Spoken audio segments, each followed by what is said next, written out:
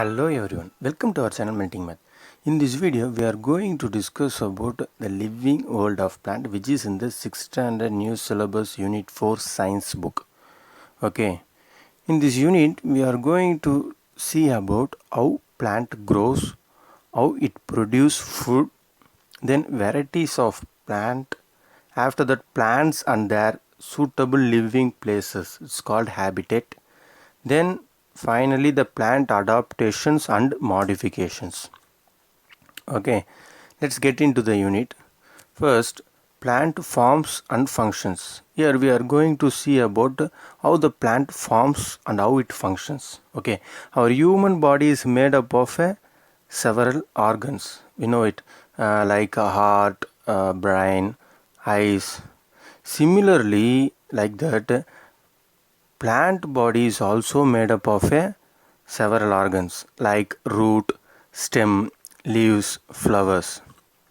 Okay, one common thing for all the plant and the tree is a underground part and the upper surface part. If you see the any plant and the tree, it has a two part. One is the underground part and another one is a upper surface part. By according to this, we are classifying the plant into the two systems. The underground part is called a root system and the upper surface part is called the shoot system. Okay, let's see briefly about it. First, see the root system. Root, I already told, the underground part of the plant is called the root. Okay, it only holds the whole plant. Okay, it holds the whole plant. It has a root cap at the tip of the root right here. See, right above the root cap, it has a root hair like this. In the carrot, we can observe the root hairs. It's a hair like part in the root. Okay, it's nothing but hair like part in the root. When we buy a beetroot, when we buy the carrot, we can see it. In that carrot, we can see that root hair. Okay, these are the root hairs. Carrot is also the root. Everybody knows it, no?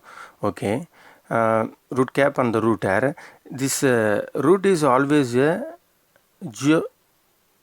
geotropic in nature. Okay, root is always geotropic in nature. Geotropic is nothing but it's always land and the soil dependent to growth. Okay, it's nothing but it always depend the land and the soil to growth. It's right or not? Plants need the soil and land. Okay, so in this root we are further classifying the root as a two type. One is the tap root, another one is a fibrous root.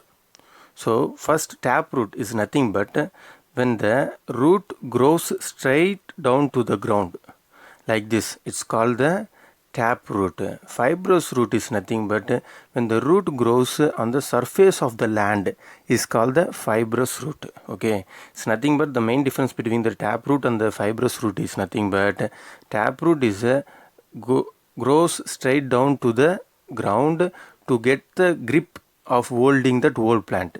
Fibrous root is nothing but it grows on the surface of the land to get the grip of holding the plant or the tree. Okay, that's it. So let's get deeper knowledge about the taproot system.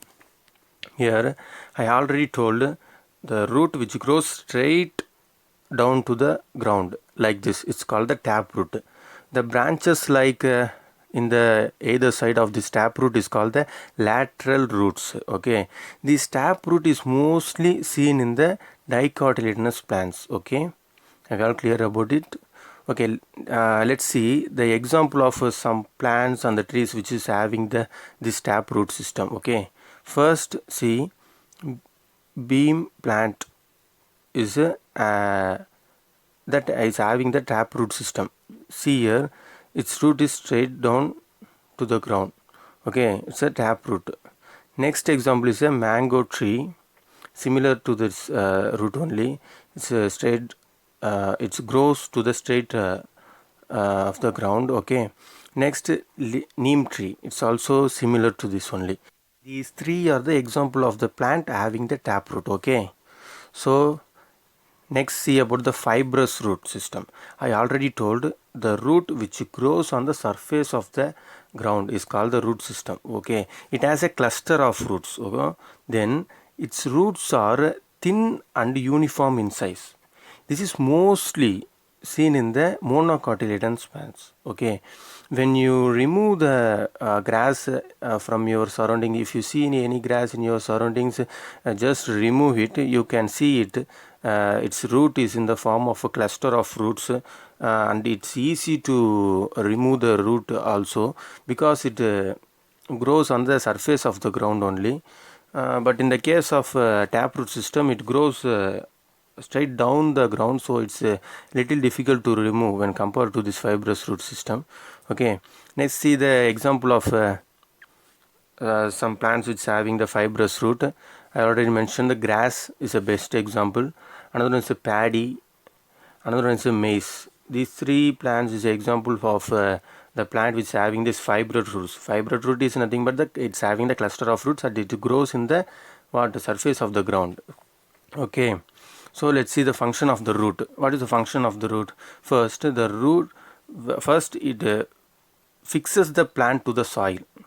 The root only holds the whole plant. That's why here we are fixing the root to the soil only. So here root is holding. Root holds the whole plant. So we fixes the plant to the soil. Root only the pot, we fixes the plant to the soil. Okay, next, root absorbs water and the minerals from the soil.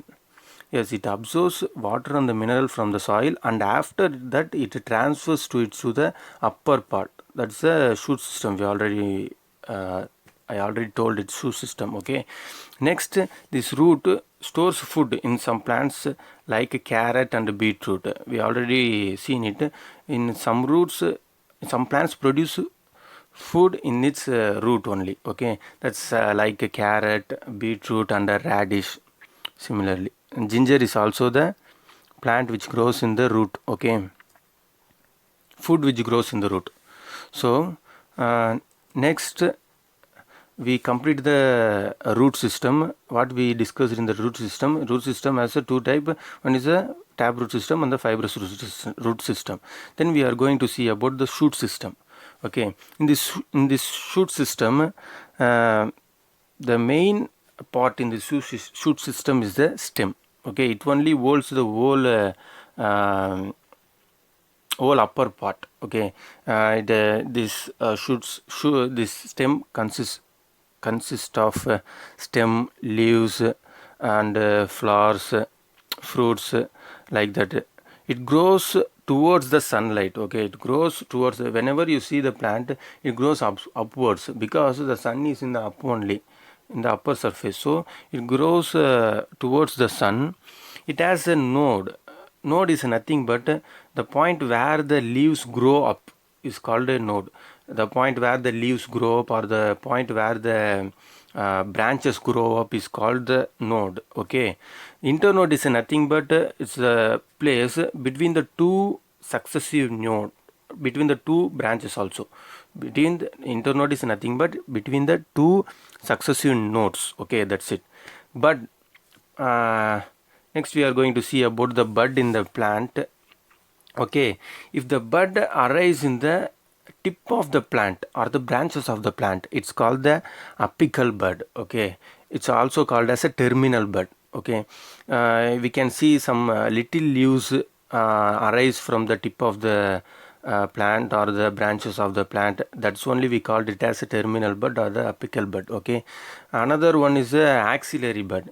It grows up in the starting point of the branch. That's the node, not the node point. When we can see some little leaves forms in that point of the branches or the point of the node is known as the axillary bud. Okay, that's the main thing here. So let's next we are going to see about function of stem. Let's see. The stem supports the branch, leaves, flowers and fruits. I already mentioned the stem only holds these leaves, flowers, branches, fruits. Okay, next, the stem transports water and minerals from the roots to upper aerial bark plant.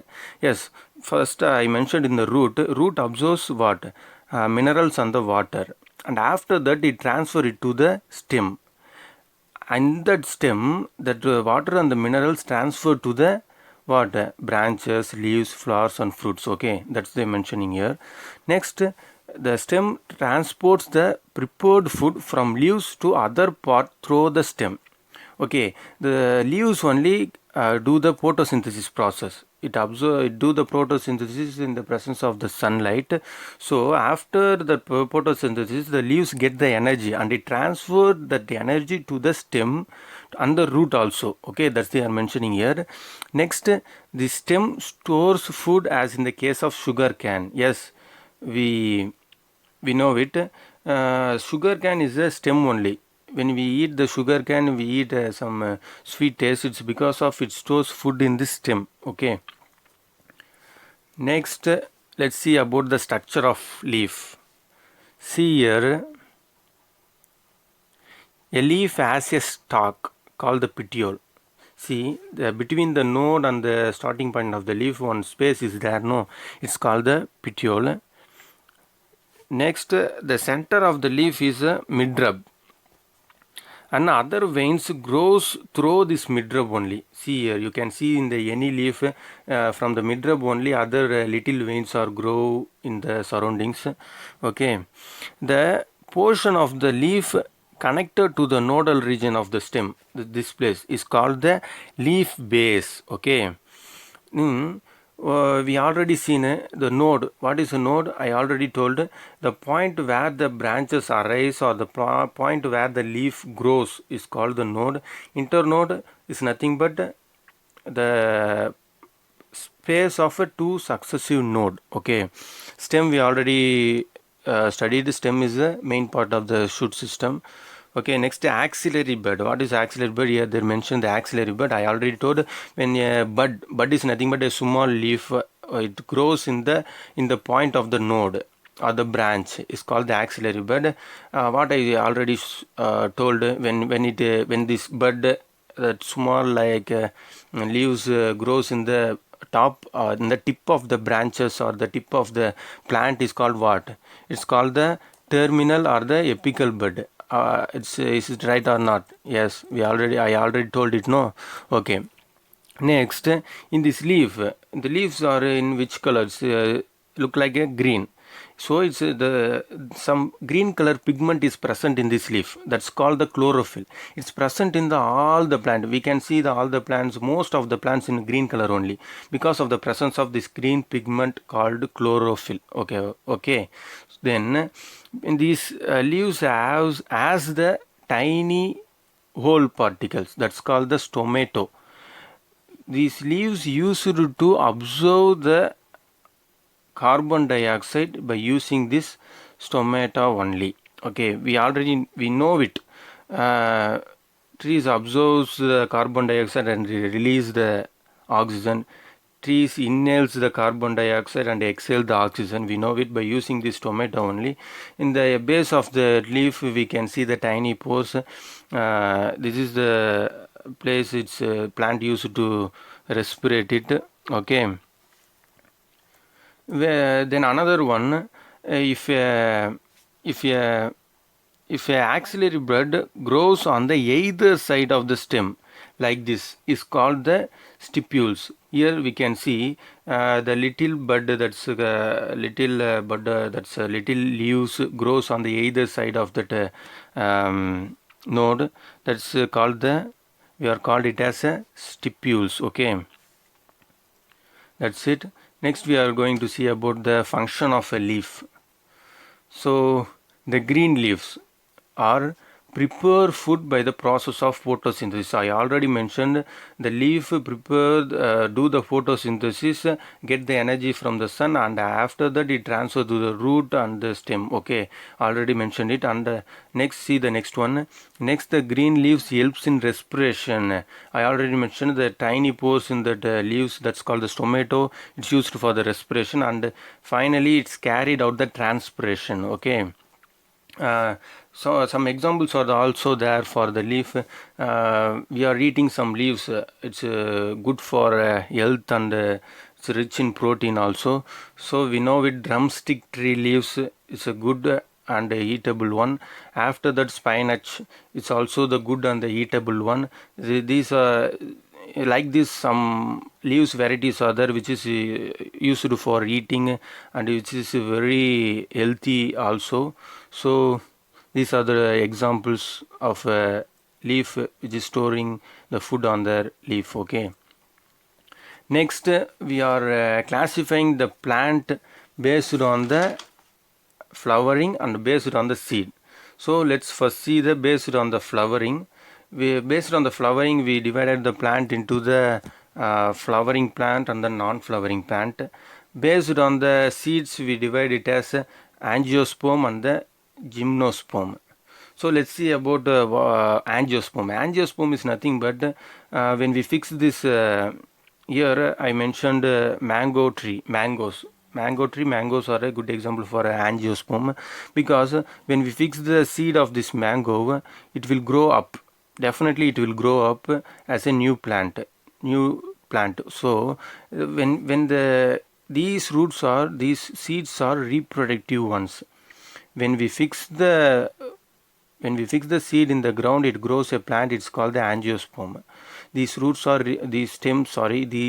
seeds are reproductive one. These seeds are active one. But in the form of gymnosperm, these seeds are inactive. These seeds are not reproductive one. So here I mentioned the banana seeds are inactive. We know it. We can see the tiny seeds in the banana. When we fix these tiny seeds into the soil, the banana plant not grown. Banana plant not grow, because these seeds are non-active and the non-reproductive. That's why we called it as gymnosperm. Okay, angiosperm and the gymnosperm. Angiosperm is nothing but when we fix the seeds in the ground, it gives us a new plant. But in the case of gymnosperm, the seeds are inactive and the non-reproductive. It won't give us a new plant on the seed. Okay, that's it. Next, we are going to see about habitat. Habitat is each and every organism need a place to live and reproduce. Such a dwelling place is called a habitat. Okay, here they mention the dwelling space is nothing but the home place of every plant. For us also, we has a hometown like Chennai, Kanjipuram, Chengalpattu. It's our hometown. We had a home there. Like that, some plants also have their home place that suits to grow in that specific place. That's they are mentioning here the habitat. Here we are going to see about the plants which are grown in that which specific space. That's home space. Each and every plant has a unique space to grow up. Okay, that's the thing we are going to see about. Some types of habitat is there. Let's see about it. First, habitat is classified into aquatic and the terrestrial. Okay, aquatic is fully the water based habitat, and the terrestrial habitat is fully based on the land based. Okay, so then after that, aquatic habitat is further classified into two types. That's a freshwater habitat and the marine habitat. Okay, some plants will grow only in this freshwater habitat, some grows only in this marine habitat. Marine habitat is nothing but the ocean water. That's the mentioned here, the marine. Okay, that's it. After that, this freshwater habitat is classified into three types. That's the river, pond, lake. So these some plants will grow up only in the river, some only grows up in the pond, some grows only in that lake. Okay, so like that.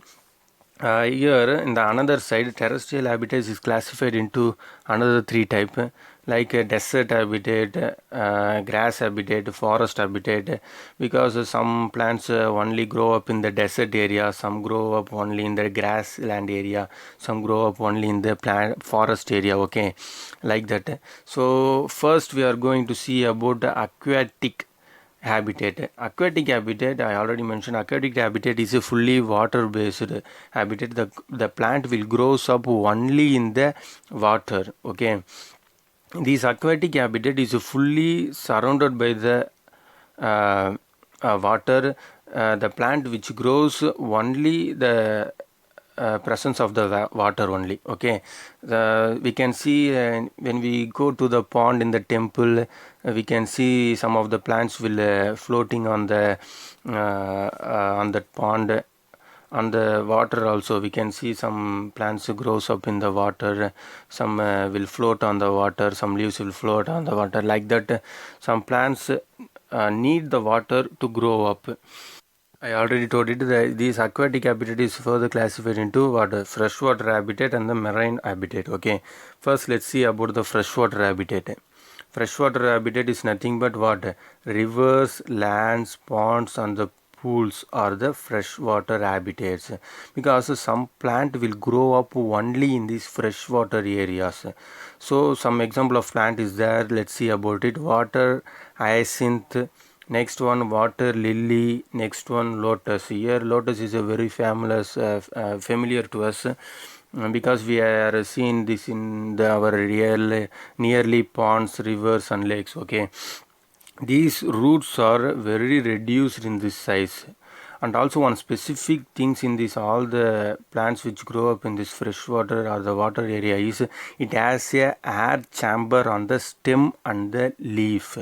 That's only helps these plants to float in that water. Okay, that's the main thing. Okay, I got clear about this. Next one, in this aquatic we classified what? Freshwater habitat. Another one is a marine water habitat. Now we are going to see about marine water habitat. I already mentioned marine is nothing but ocean. Okay, when we see the outer surface of the earth, it seems to like a blue marble. It's because of 70% of the world is covered by the ocean water. It produces 40% of the plant in the world. Okay, in the planet. Okay, so in the so many plants are there which grows only in the marine water. Let's see about it. First is a marine algae, another one sea grasses, another one marsh grasses, another one phytoplanktons. These are the plant which grows only in the marine water. It needs to grow in the marine water only. Okay, that's why we are called it as a marine water habitat. Okay, next, in that terrestrial habitat, we finished up the aquatic habitat. Next, see about the terrestrial habitat. Terrestrial habitat is nothing but it's fully based on the land. Okay, aquatic is a water based, and the terrestrial habitat is fully based on the land. Okay, wherever the plant, which trees, wherever the plant or the tree which is in our surroundings is called that terrestrial habitat, which grows only in the land. Okay, it not grows in the water at all. So let's see some example of plant which grows in the terrestrial habitat, such that rubber tree, teak tree and the neem tree are the plant which grows in the land. That's the terrestrial habitat. This terrestrial habitat is classified as a desert habitat and grassland habitat and the forest habitat. So first discuss about the desert habitat. Desert habitat, everybody knows desert is a what? In the desert water level is very low. It's very hot. So some plants will grow up only in this desert area, like the cactus. We know it, cactus stores the water and minerals in their stem and root also in their stem. The cactus store water and the minerals in its stem, and whenever it needs this water and the mineral, it transfer it to the root. So cactus is the plant which grows only in the desert habitat. Okay, so desert is a less rainfall area, everybody knows it. Okay, so cactus is a plant which suits to grow only in this lower rainfall area, that's called a desert. Okay, next see the grassland habitat. It's very familiar to us. Grassland habitat is very familiar to us because every farmer used this grassland to cultivate the farms, plants like this. For example, the vegetable trees, mangoes, vegetable trees, some for good example, wheat plants, paddy plants, some vegetable plants should grow up only in this grassland area. So it's the best place for the farmer to cultivate the eatable plants. Okay. These paddy and all are not grown in the forest or some water areas, okay, desert areas. That's why it needs the place to grow up like a grassland. Okay, I well clear about this. Next we are going to see about forest habitat. Forest habitat is nothing but some plants or the trees which grows up only in the forest. It needs to grow up in the forest area only. So okay, that's they are mentioning as a forest habitat. So let's see some example. Before that, forest is classified into the three type. One is the tropical forest. See here, it's like a dense forest. It's fully covered by the tree and plants and the creepers, because that's why we may name it as a tropical forest. It's a dense forest. So next see the temperate forest. It's not that much dense. It's a little free only. It's mostly covered by the trees. Okay, that's called the temperate forest. Another one is a mountain forest. Mountain forest is nothing but the forest with which is in the mountain is called the mountain forest. Okay. Have you all clear about it? That's all. We completed the types of the habitat. Okay, next we are going to see about plant adaptation and modification. Okay, this plant adaptation and the modification is nothing but the plant which needs the support of the other plant to grow up, because some plants don't even stand on their own stem. In that plant needs some neighbor plant to grow up to survive. That's type of plant we mentioned here as adapted plants or the modified plants. Okay, let's see about it. First see about the tendril. Tendril is nothing but it's a twinning climbing organ. Okay, this organ is seen in the most some plants, which this organ is used to grab the neighbored plant to grow up and to survive. Here it's used to grow up only, because we can see for some example pea plant is there. See here it has this tendril organ. It's this pea plant having the weak stem. It grows up at a certain level. After it reaches the certain level, it needs the support of the another plant, that's the neighboring plant. So it grabs that nearby plant by using this tendril organ only. So that's the tendril. We are clear about it. One more example is that's a bitter gourd. In this bitter gourd also we can see this tendril organ, because that's tree it's not having that strength in that stem, so it needs the support of the other plant. Okay, that's it. Next we are going to see about twinners. See here, see this picture. One rounded like form is there, no, in this creeper. Rounded like form is there. It's called the twinners. Okay, twinner is also the same one. It's mostly seen in the plant which is which is having the less strength in their stem. Okay, so it's also need another plant to survive, to grow. Okay, these plants don't even stand on their own stem. It's need the another plant, another nearby plant to grab, and it will grow on that another plant. Okay, that's called the twinners. For example, clitoria is a good example. Another one is the jasmine flower. Jasmine is also the creeper.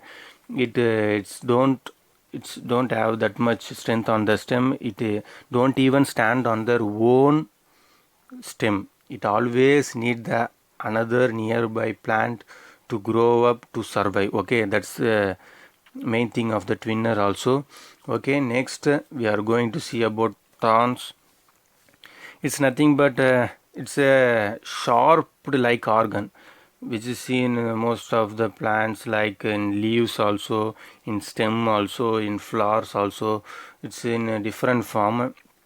it is mainly grows up for the purpose of a defensive purpose. Okay, so thorns is nothing but the plant which has a sharp point, which either in the leaves or in the stem or in the flower. That's called the thorns. Okay, see some example of that plant which is having this thorns organ.